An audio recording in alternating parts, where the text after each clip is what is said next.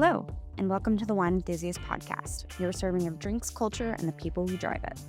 I'm Jordan Kaplan, managing editor here at Wine Enthusiast. Today's episode is the stuff of fairy tales because it is quite literally about fairies. With all of the hype surrounding the highly anticipated Book 6 of the A Court of Thorns and Roses series, slated for October, I asked Spirits podcast co-hosts Julia and Amanda, the boozy supernatural experts, back over to the pod to discuss the where, the why, and the what realm of fairy food and wine. A tempting treat to lure unsuspecting humans, or a simple offering? You decide. Amanda, Julia, I am so excited to have you guys on today to talk about a topic that I am very, very interested in. And welcome. We're really excited to be here. Anytime I hear fairy lore, I am already stoked. Same. And incidentally, we're recording this on May 1st, which is a huge day in fairy lore. So happy summer solstice, Beltane, whatever you guys might want to call it today. So this is a great frame background for our conversation. Very Happy exciting. International Labor Day. Happy workers' rights. It's a beautiful day to be talking about wine and food and how we enjoy it together. Yeah, let's get into that. So fairy wine and food is one of those things. It's like enchanting when you're reading about it, when it's depicted on screen, and it always looks like either the thing that you dream that you want to have at your dinner party or the thing that you would never touch with a 10-foot pole. But fairy lore in general, I think, has been so ingratiated into the modern zeitgeist, much to do with the Sarah J. Maas of it all. And as we all know, we're getting, I believe, 2 ACOTAR books at the end of the year, and one shortly thereafter. So no titles to those as of yet, but I know everybody in the fandom is really anticipating those releases. And some of her best plot mechanisms and her plot usage goes with fairy food and fairy wine. And I'm so interested in the origins of these things and these motifs and these myths. And as a certified fairy gal, since I could read, I can't wait to dive into it. So I'm interested from you guys, what are some of the origins of some of this like fae myth in total? Yeah, I think that's a great question. One of the things that you are going to see, a lot of fairy lore comes from oral tradition. So it's a little bit hard for us to sort of track down exactly where and when a lot of these stories come from. When we're talking about, especially in our sort of like ACOTAR modern usage of fairy food and fairy wine, one of the things that we see a lot as a trope is the don't eat the fae food, right? Mm-hmm. And so, like, if you have never heard of that before, if you're like, what are you even talking about? That is basically like a trope of when you are in another world, whether that is the Fey realm, the spirit world, any like other dimension of any kind besides the mortal world. You should not eat or drink any food or drink while you're there because it will lead to something bad. Sometimes that means you are trapped there forever. Sometimes it means you've been put under the control of a person who fed you. Sometimes it means you get turned into another creature or another form. And sometimes it just like tastes bad or it tastes so good that it ruins normal food for you forever. But Mm-hmm. there's always, it comes with this warning of don't eat the fey food. And under that is some of the kind of fear or warning that things can be a little bit too good, a little bit not as good as they seem. And one of the favorite parts for me about these Fey myth is that you can't really trust your own senses. And so you might smell or see something delicious when actually it's rotten underneath, like Julia mentioned, something we see in Holly Black books, for example. Or maybe, as you mentioned, you lose inhibition and not just I had a couple glasses of wine and I feel more likely to dance to Shania Twain than I otherwise would. But like, no, I'm going to dance all night until my feet are bloody. And the sort of idea that a glass of wine is not just a glass of wine, that a platter of fruit is not just a platter of fruit, is often one of our first introductions in fiction into the idea that things are not quite what they seem. Mhm. And I mean, keeping them in the world is almost the entire driver of the plot. I mean, in ACOTAR, I think the first book is set up. Farah is served that wine to like endure her prison sentence under the mountains. Sorry, spoiler alert for anyone who's not on the first book. you guys got to read the first book for Mhm. listening to the Fairy podcast. And that is, the introduction to a major character that plays a huge role in the subsequent books. And that is his offering to her to dull her senses. Yes, and, like, the way that they use it as well there too is this idea of, as Amanda pointed out, like, the lowering of inhibitions to a almost supernatural state, and so being able to erase these terrible memories is somewhat of a blessing in the case of, Feyre, but in the case of the other mortals that are being manipulated or used by the fairy folk, it is a lot more malicious, and I don't know if I wanna jump to this right away, but the reason behind that in terms of the lore in general, and also the way that it is utilized by modern authors is a really interesting twist on a traditional trope that we see in mythology and just, like, ancient religions as a whole, which is the idea of sacred hospitality. So I could talk a little bit more about that later if we want to. I can't wait to get into that. And yeah, and so certainly Sarah J. Maas has popularized fairies in like the last, let's call it 10 years, but there's been fairy books and fairy stories for a long time that may not have been considered romantasy, but Mm. some of the other big authors, you mentioned Holly Black, she's one of my favorites. She depicts the fairies much more. It's hard to say that she's more true to actual fairy lore because that seems silly to say because it's fairy myth and lore. But her fairies are much more on the grotesque and the so ugly they're beautiful. They're blue skin, green skin, and I think a lot of what she uses her fairy wine for is most of it, I guess in ACOTAR too, is that malevolence. But I think she depicts it as this like sparkling green looking mixture that, keeps you there trapped forever. Whereas I see a lot of them portrayed as like meads or a summer wine or heavily spiced, and some of it is disgusting. So do you guys have any idea where we draw some of these depictions of these different types of drinks from? Yeah, so that's really interesting. We've had a lot of association of drinks and foods that are related to the gods that are not meant for mortals. So you get that as early as ambrosia from the ancient Greeks, which is like a sometimes food, sometimes drink, depends on which poet is talking about it. That is what supposedly gave the gods their longevity or immortality, and it was typically served at these heavenly feasts that were hosted by the gods on Mount Olympus. It was actually said to have been named after the nymph that nursed Dionysus in his infancy.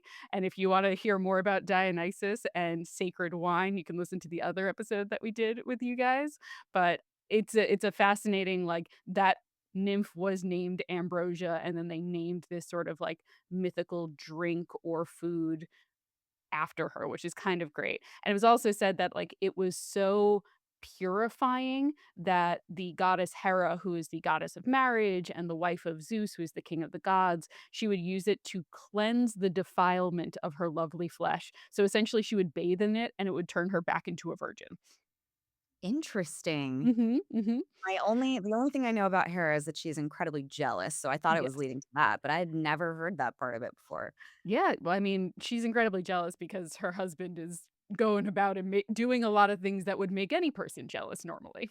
We're Hera stands on the podcast. We're like, understandable. We support women's rights and wrongs, and I think there is no such thing as wrong when Zeus is your husband. Yeah. But as you mentioned, there are also so many great examples in literature, in the kind of modern usage of this being a little bit unnerving, a little bit not of human origin. And so, as you mentioned, Holly Black has a kind of like green with gold flecks, giving kind of Mary Sue eyes. If anyone else has been writing fan fiction with like lavender green and gold eyes, but the idea is that this is really drawing from like the herbal, from the bitter, from the things that can be bad for you or might mask other tastes. And so specifically, I think there are notes of like herbal taste. It's a little bit light in Holly Black's Folk of the Air series, and seems refreshing, but there's actually a lot more to it, and you almost can't notice the effects that the beverage is having on you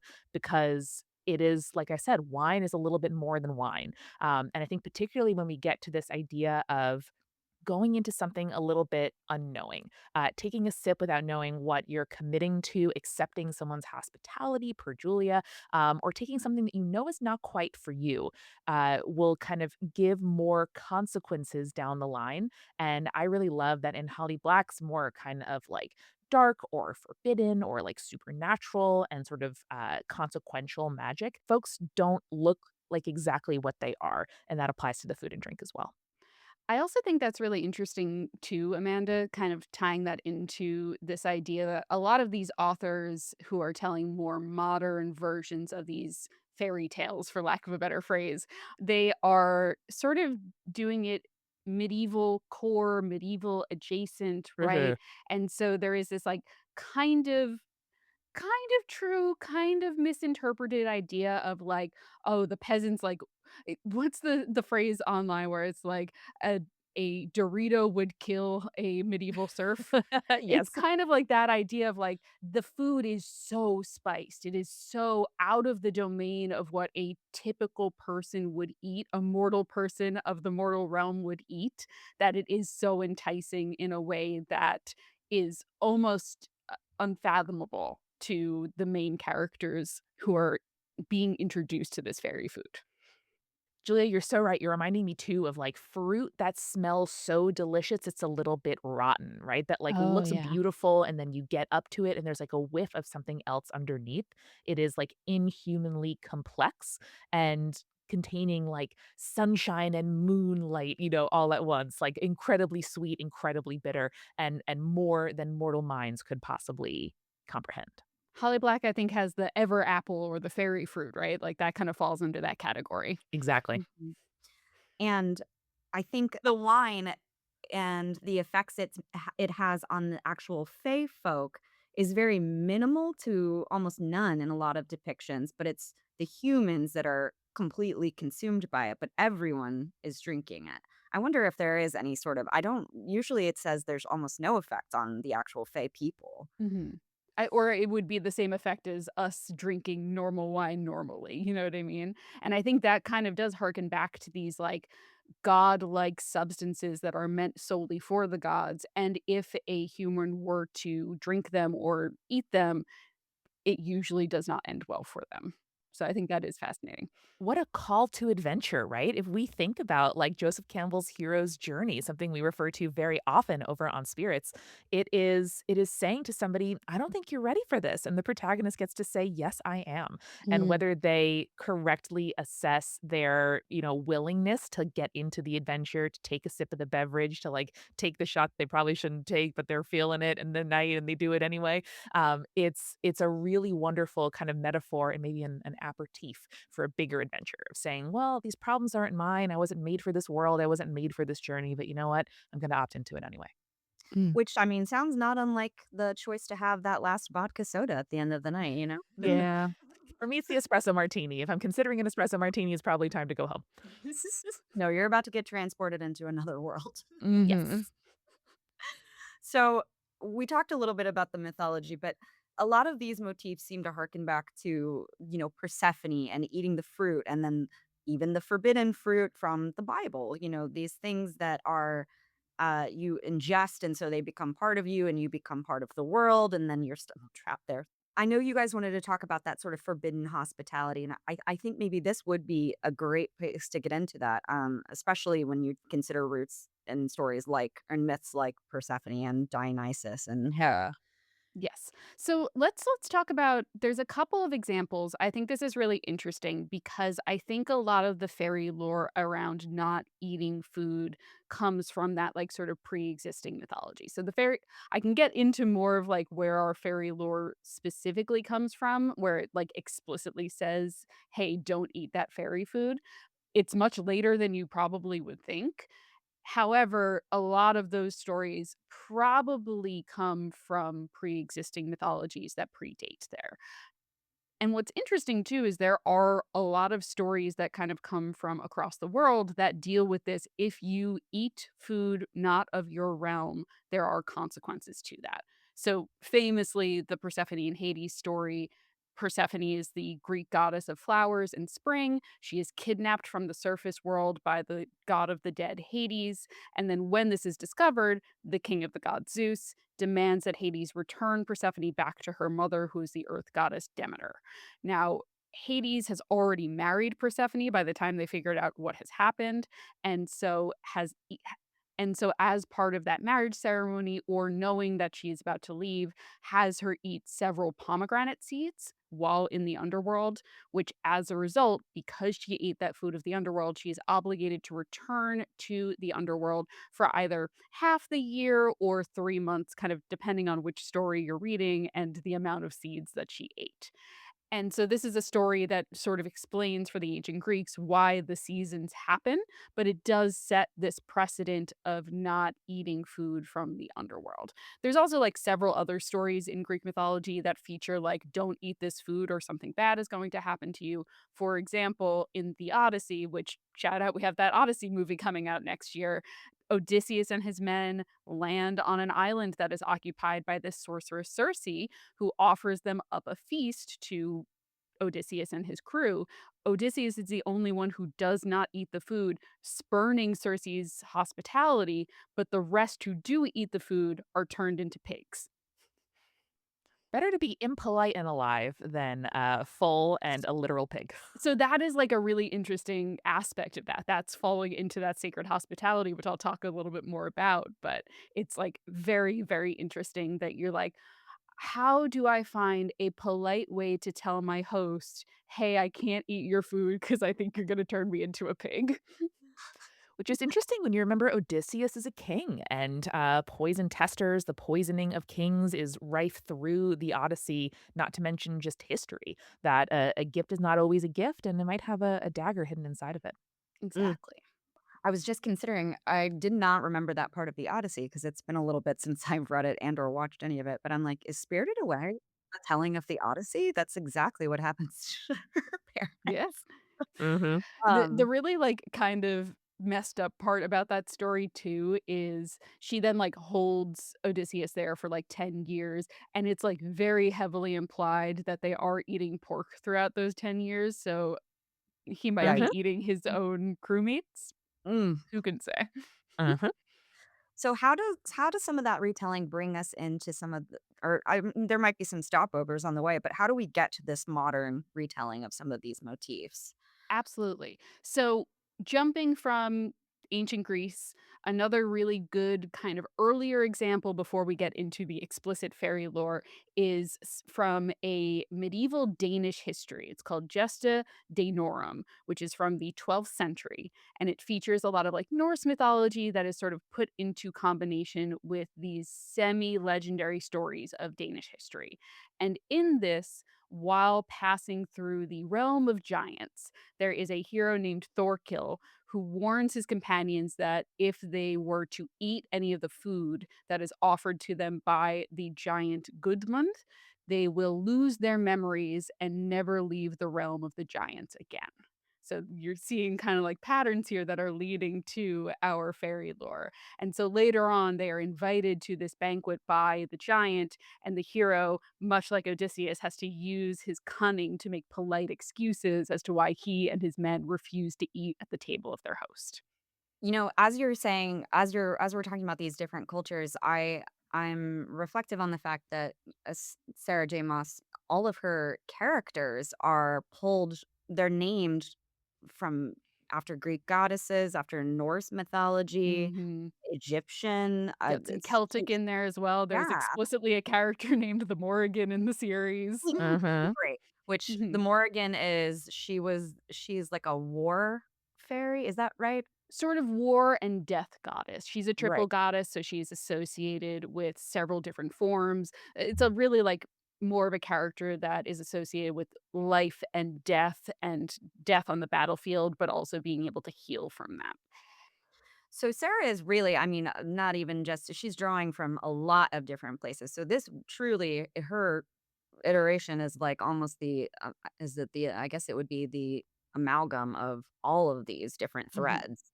Yeah. The Um, girly loves mythology. Reading those books, I was like, "Oh, I see where that's from. Oh, I see where that's from." And also, sometimes a lot of the fan predictions too draw from how they've been named and Yeah. what people think that she will end up doing with those characters. I'm very curious because I very much read those books in isolation, not like engaging with the fandom too much. Besides my two friends who also read the books, and so it is very funny to be like, and people are like suspecting that this is the case. I'm like, oh, okay, cool, that's good to know. I'm like, you guys are writing the book for her. I mean, I Yeah, would just come for, you know. precisely.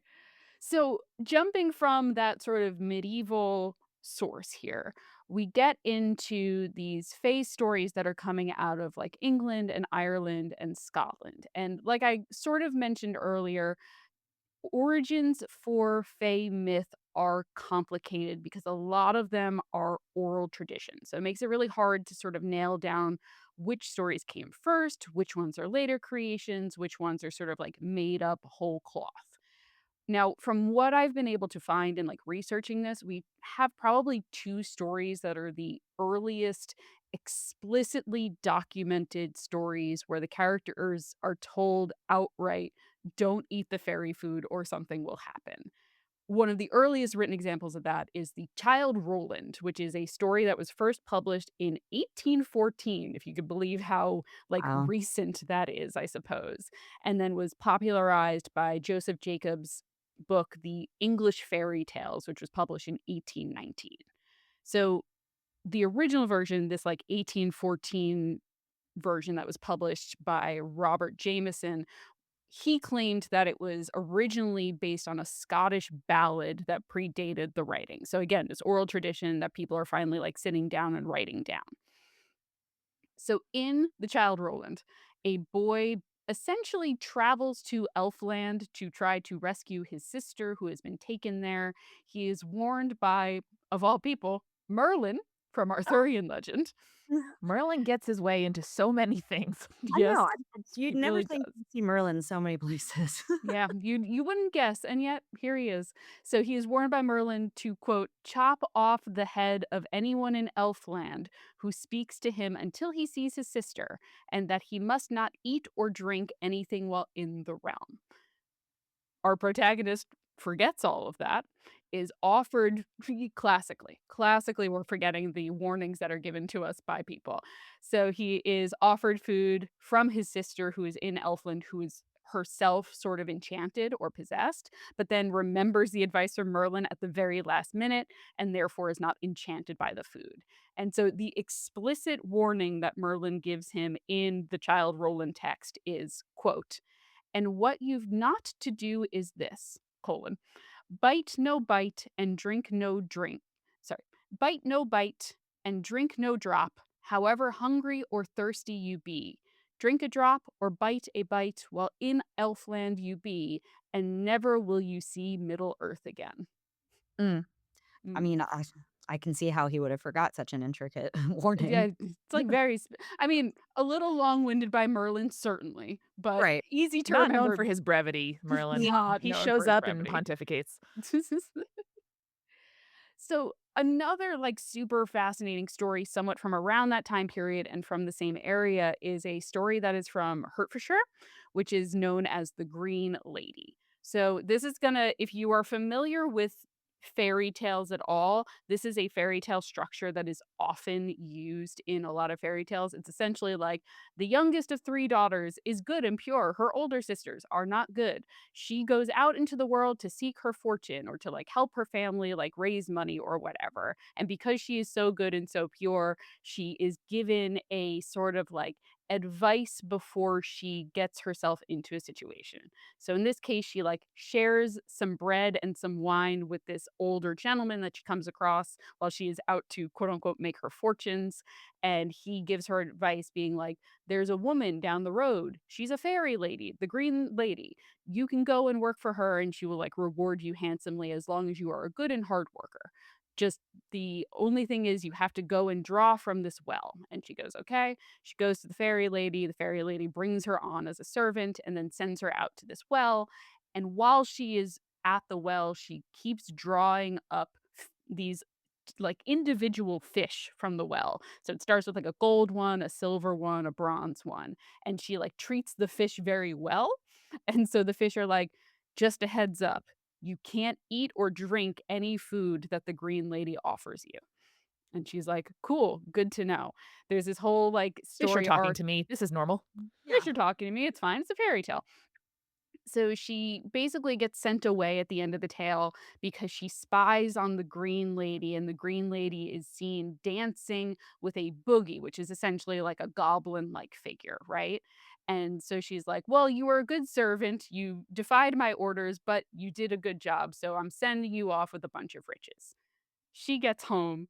Her one sister sees how well she did seeking out her fortunes, and so also goes to the green lady's house, eats the food there. What happens is the green lady then blinds her, and she is given nothing and is tossed out into the forest where she wanders day and night until she dies, and her family has no idea what happened to her. Oh, they should ask the fish. Exactly. They don't know about the fish. She was too nice to the fish. So, it is like one of those things where it's like, okay, so explicitly we are being told once again, do not eat the food that these fairy folk are offering to you because bad things will happen. Amanda, I'm curious.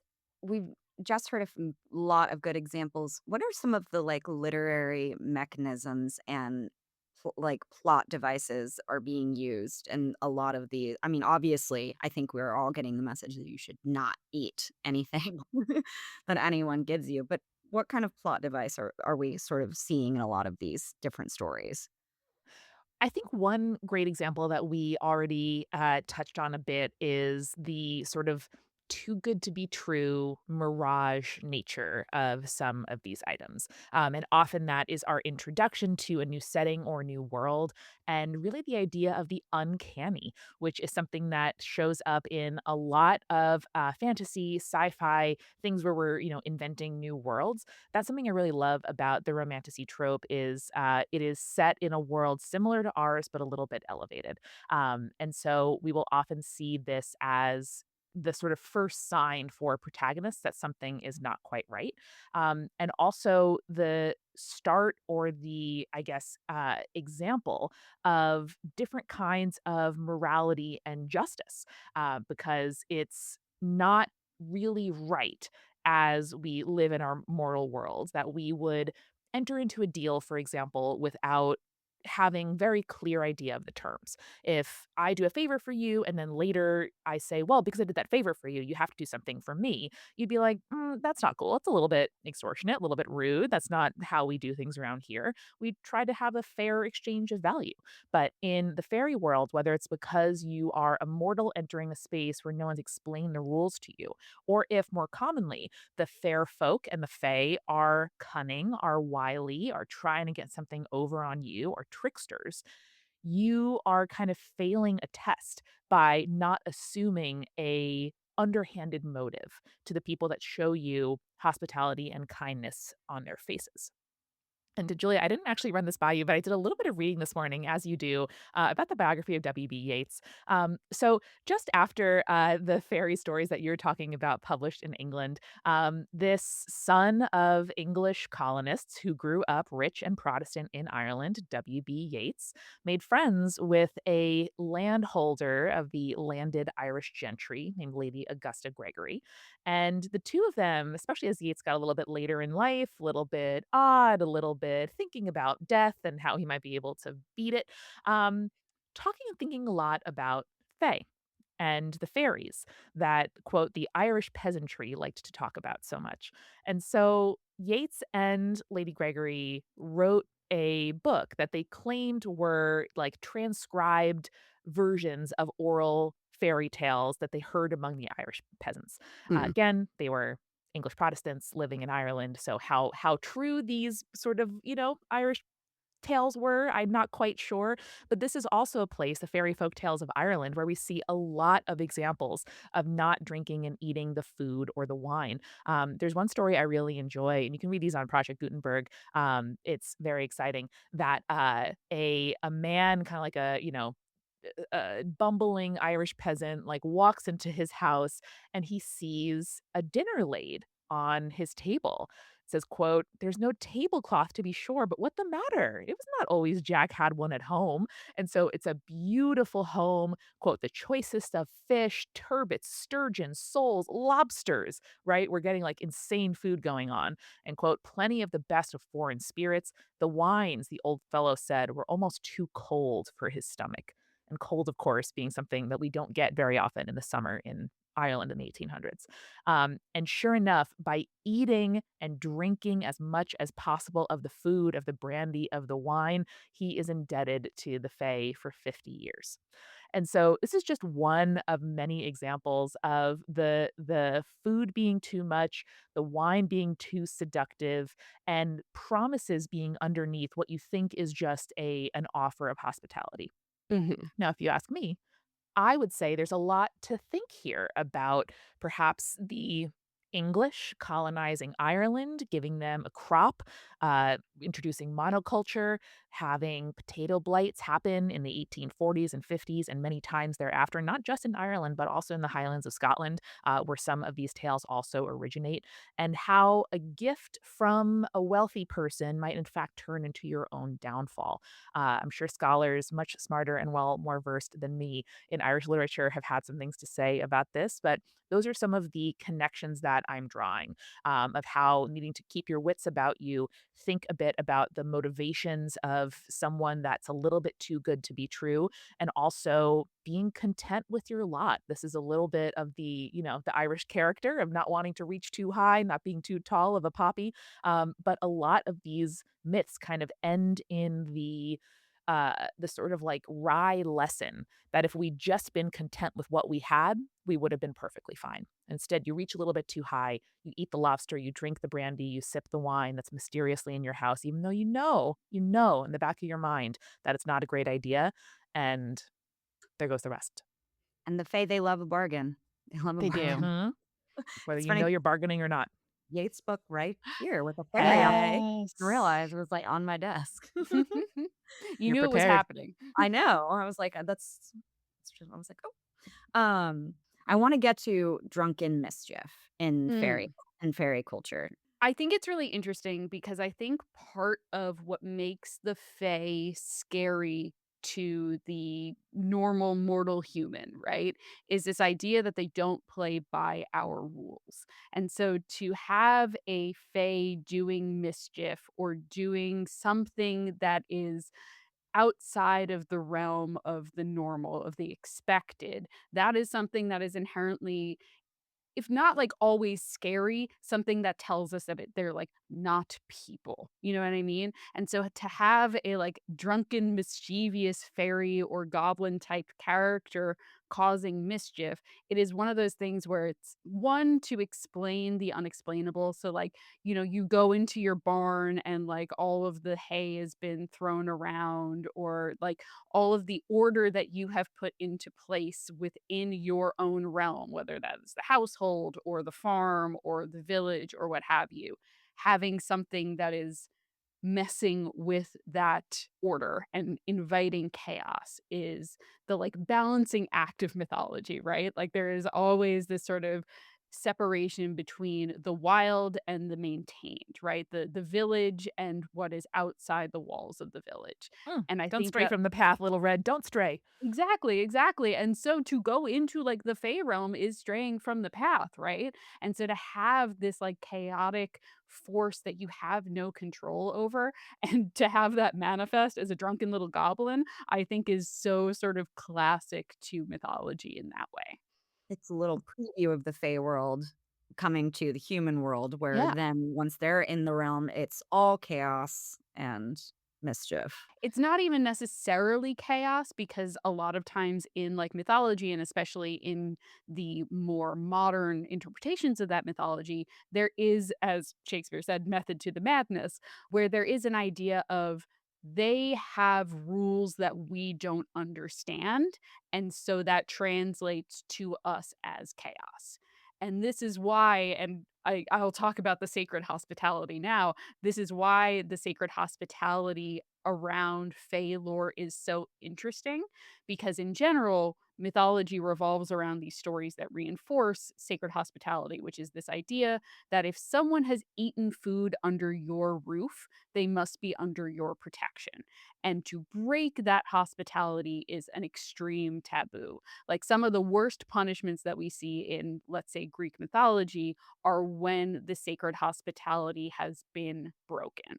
So what is interesting about Fae lore and don't eat the Fae food and everything like that is that the trope is reversed in that way when we're talking about the Fae, because that is specifically designed to highlight and emphasize that the Fae are not human.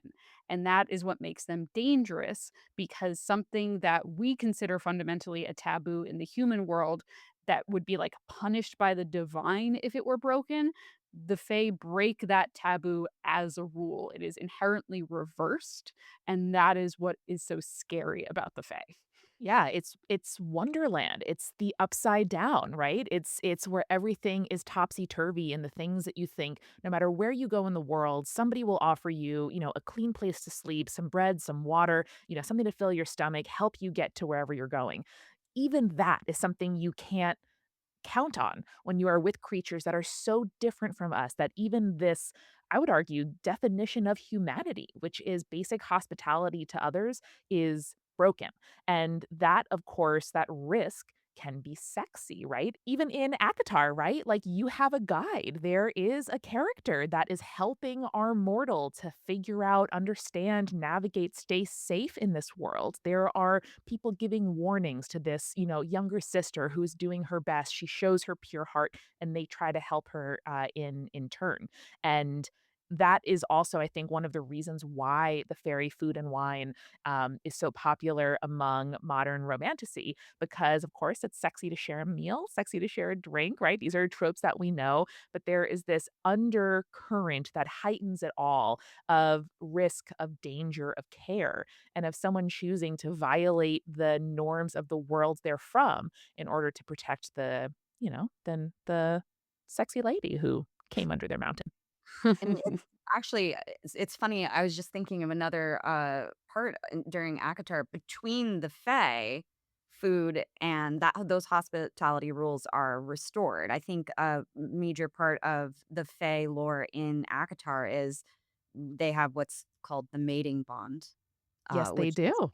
your true destined love, and to accept the mating bond, you make a meal for your mate. Mhm. You So do indeed. yeah, so between Fae, hospitable, Mhm. outsiders, inhospitable. Yes. And like that is something that they really drive home specifically in the first book. That is like the Fae are predatory towards mortals. And like to run into a Fae is established like in at least the first half of that book as a death sentence, right? You run into a Fae, you are going to be dead, or at the very least, they are going to play with you until you die. You know what I Mhm. mean? And so that is a very like they're separating the rules here are for the Fae and Fae alone, and when a human tries to interact with those Fae rules or those Fae laws, that is when things go really, really bad. Yeah, and like Julia said, that is the point of mythology and folklore. It's to teach us how to be human, to teach us how to act in society, to help us draw those boundaries between desire, fantasy, impulse, urge, and what we all need to do to live together in a sort of acceptable way.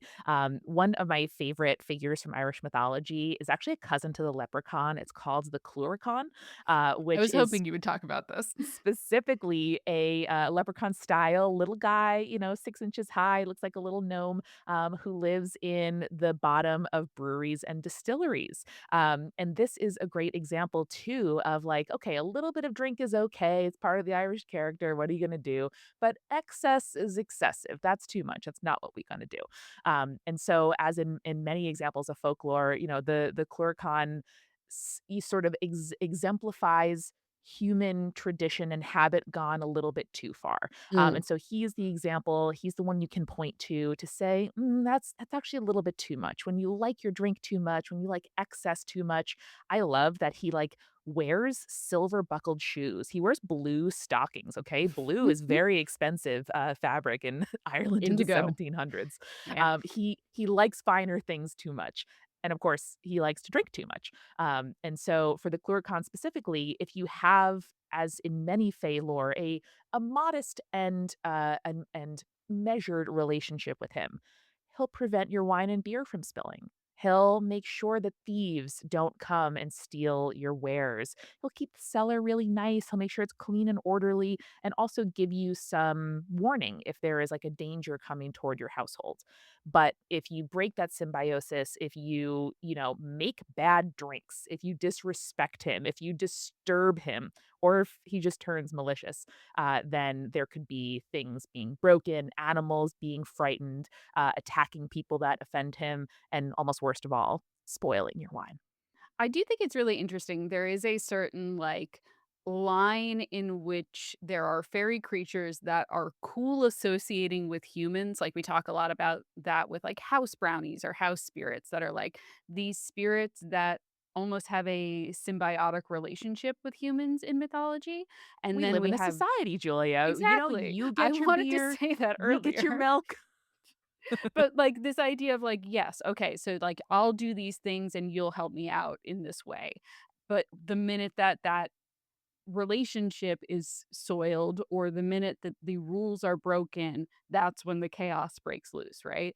And then there is this, like, interpretation of the high fae, right? This idea of, like, the fairies that are just so out of the realm of, like, what humanity is, even though they often resemble humanity in some way, and that's where, like, the confusion arises, especially in the modern romantasy tropes. I was thinking, a lot of these, even in, spirit depiction, we have, absinthe and the green fairy, and that is Mm.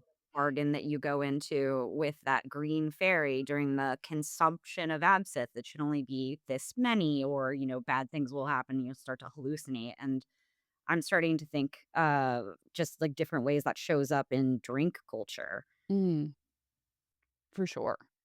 I don't have a ton of, like, bad drink lore, unfortunately. Like, obviously, we are talking about the sort of, like, don't eat the fairy food, don't drink the fairy wine situation. The only one that I'm, like, striking on right now is there is a mead of poetry in Norse mythology where it's like, if you drink this mead, which has a really messed up origin, it is like a it's a man who was made out of the spit of the gods after they signed the truce between uh the Aesir and the Vanir. And so he was like a very knowledgeable, like sort of like seer type man. And then one day he is visiting these two dwarves, and because he has so much knowledge, they kill him and they drain out all of his blood, and then they mix it with honey and they create this mead that anyone who drinks it turns into either a poet or a scholar. Hmm. And so, like, my thought is, like, while that has terrible, terrible origins that feel very Fey coded, it has a positive outcome of, like, yeah, you just have to sort of give up your humanity by drinking the blood and honey of this man, and therefore you are now a poet or a scholar in the realm of, like, where the gods are at in terms of this artistic ability. Yeah, and you lose your humanity in order to kind of touch that or channel that spark of the divine, which itself is too much for a human mind to hold. After mentioning absinthe, which is a great example, I came across like this painting from 1895 by Albert Mengen called "The Green Muse," where a fairy is Yeah. like strangling and gouging the eyes out of a poet representing absinthe on which he has become dependent in order to make his art. Mm. Well, I mean, this could be an even broader conversation, but you talk about, so many people will say, "Oh, this particular artist is sober now, and now they don't make anything that's good." Not true, by the way. But, Yes. this, like, this notion that we need extra help from outside of ourselves in order to create good work and good art is really interesting, and that we could pin that on some sort of otherworldly entity like a green fairy. Mhm. Yeah, I think it's a really misguided but very understandable human urge for perfection, where I think the point of like the fairy food that looks beautiful but is rotten underneath, or the beverage that is so delicious and tastes of sunshine and moonlight and everything else under the sun, but ultimately harms you, is that there is no such thing, and humanity, society, life, all of it requires the bad with the good. It can't be fairy wine for every meal and, the ever apple for every dinner. It has to be meaningful and human and flawed and complex in order to count and to be sustainable. And so that's why this, I when I often think of fairies and fairy tables, I think there's actually a scene from an early Holly Black book. I was the perfect age, by the way, to consume her literature as I was a teen. It was very impactful. But just this idea of, like, walking into a forest, and by moonlight, there is, like, a, incredible glow, a party, a banquet, a table. It's so beautiful, and then when you approach, you realize that, there's something that they need from you that you might in the moment be tempted to give, but actually isn't worth it, because the life you were dissatisfied with, or, wanted more for yourself from, is actually worth so much more than giving it all away for a fantasy. Mhm. Interesting. Or a quick, yeah, quick fix to their life. Yeah. An unearned fix, I guess. Um, which there would be consequences from. Okay. So I want to get into just a little fun exercise with you two, since you guys are probably the perfect people to ask. I think we can all give our answer here, but you're a fae in the fae world. What food or drink, based on you, does someone consume to stay in your world? Oh, Oof. that's a tough one. I you know what's wild? And this is going to sound crazy, but you gotta stay with me here. Bean dishes? I think, like, a well-cooked bean dish is, like, phenomenal and out of this world, and usually seen as, like, a very humble food, but, like, imagine, like, the perfect cassoulet, or, like, a perfect kinda, like, creamy bean, like, dip or, like, sauce or something like that. I'm, like, super into that. I really think that would be absolutely delicious. Julia, What that is the most peasant core strega nona stuff you have ever said, and I am into it. honestly, that felt so mythologic just then. Thank Like you. that's a beautiful answer. I'm like, Yeah. yeah, of course. Okay, let me go totally different. Mine is gonna be like a light buttery crostini with some mascarpone cheese, Sure. some like brandy poached pears, maybe a couple of like pomegranate seeds on top, maybe a little bit of basil or mint, some fresh herb. And I'm picturing this being like in the dead of winter, and yet we have like delicious summer peaches and fresh cheese and delicious herbs, buttery cracker. You can just eat it forever. Okay, I Oh, will say, Amanda reminded me, I was a cheesemonger for 10 years. The perfect cheese board is actually the correct answer for me. I think a cheese board the size of a table Yeah. is pretty much what it's gonna be. Yeah, like, if you've ever seen how beautiful they set the food on the TV show Hannibal, like that, Yes. but it's just all cheese instead of, like, human flesh. You know what the prosciutto is, Julia, don't worry Yeah, about yeah. it.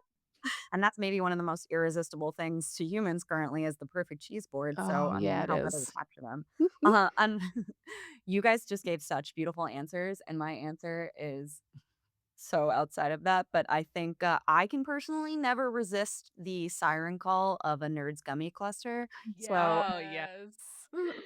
so mine is definitely a Nerds gummy cluster. You're in the in between world, and it's actually an airport, and yeah, I and think it's to elevate it a little, I think your land is just, like, the first room that they go into in Willy Wonka and the Chocolate Factory. Yes. You're waking up the palate with all Mhm. of that, amazing citric acid. Colorful, sort of tastes like poison. You get Mhm. like, Yeah. "Oh, it's Yeah. bad for you." Unusual colors, I'm into it. Okay, last one. You're throwing a fairy party for your friends to celebrate May Day or Beltane. Um, what wine are we or what drinks are we serving? What are we having for dinner? What are we having for dessert? Oh, man. So I'll give 2 answers because 'cause we're a cocktail show, but I also obviously love wine. My cocktail answer is The Last Word, which is an equal parts cocktail. It is gin, lime juice, maraschino liqueur, and green chartreuse, which I think is the most fade-coated liqueur that you can possibly get on the planet. Only 2 people at a time know the recipe. It has like 160 different herbs. It's a secret. It's made by monks. Like, you don't get more fade coated than that, in my humble I do to opinion. get that recipe, Julia. It sounds a Just little otherworldly. I don't yeah, know. that's what I'm saying. That's what I'm saying. And then for the wine, there is a incredible white wine that I'm kind of obsessed with right now. It is, I believe, called like Soulgraphy or Soulgraphy, and it is like oddly salinic, but it also tastes like fresh green apples and has like a little bit of like a like sulfuric, like harvested from a volcano sort of taste to it. Like it has a real terroir of like exactly where it was grown. And I absolutely love that wine. That is my go-to wine, especially now that the weather's warming up. Julia, how did you not mention that the maker is called Sons of Wine? Oh, because I totally forgot that.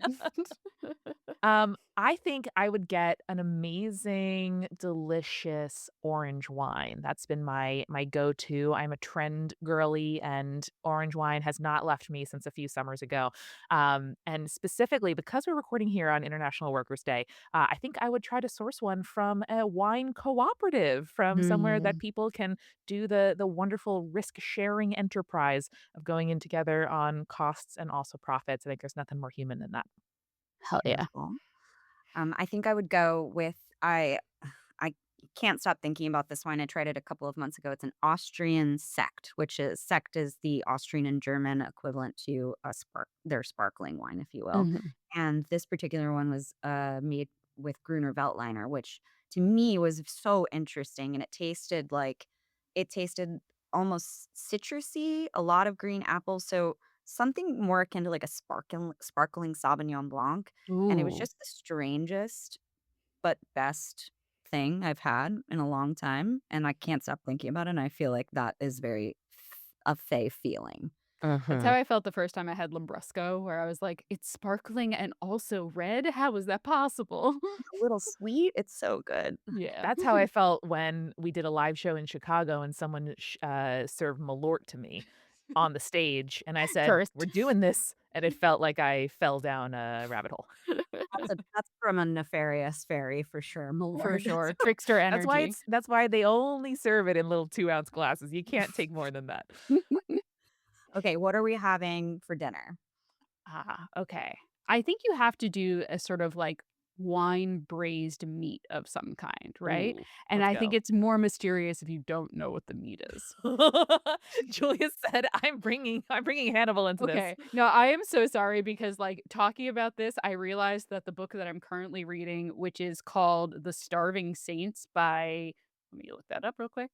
The Starving Saints by Caitlin Starling is so coded to this conversation that we're having right now. And obviously, I'm gonna say a little bit darker than ACOTAR is, but if you kind of like the darkness that happens in ACOTAR at times, a very interesting novel.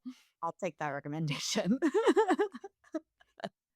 I kind of like the magic trick where a vegetable tastes like a steak. And so I Mm. think a great pairing for this amazing kind of like soft braised, great textural main would be some like seared, grilled, delicious, herby, seasonal steaks of like cauliflower, turnip, kohlrabi, like a bunch of stuff that we'd just really want to sink our teeth into. Mm. Mhm. I was thinking something because I think gardening is magic, but, if you've ever seen the squash flowers that people will Yes. serve sometimes, they'll stuff them with, like, ricotta and herbs and things like that, and they're, like, like, very savory, beautiful presentation too. Mhm. That would probably get me. And I think just to remind us of, humanity, like whatever is seasonal and delicious in that moment, if we're in like the week of the ramps, the week of the garlic flour, whatever it might be, that'd be a great thing to include. Mhm. Great. And most importantly, what's for dessert? I am not a huge dessert person. However, I do like anything that is lemon flavored. So like a really like light lemon cheesecake, a sort of like super light, you know, I'll, I say light and then I say olive oil cake, but a light like citrusy olive oil cake would also be totally my jam with like maybe some crystallized rosemary or some other kind of herb on top. I would totally fall for the fairy food if it was like an otherworldly yuzu key lime pie. Hell Like, yeah. I'm done. I'm done for. I think something like you mentioned olive oil, some like an olive oil ice cream with the sea Mm. salt over top, or maybe even like a lavender Ooh, ice cream. yeah. Something My that favorite. That ugh, one would get Julia. Yeah, you got me. I'm in there. The Fae have yes. me now. Oh no, we've lost What a way everyone. to go. Worth it. Okay, well, I really want to thank both of you for your time and for your knowledge. This was a lot of fun. It was our pleasure. Thank you so much for having us. Delightful. And y'all are welcome over our hearth and at our table anytime. Okay, I'm joining.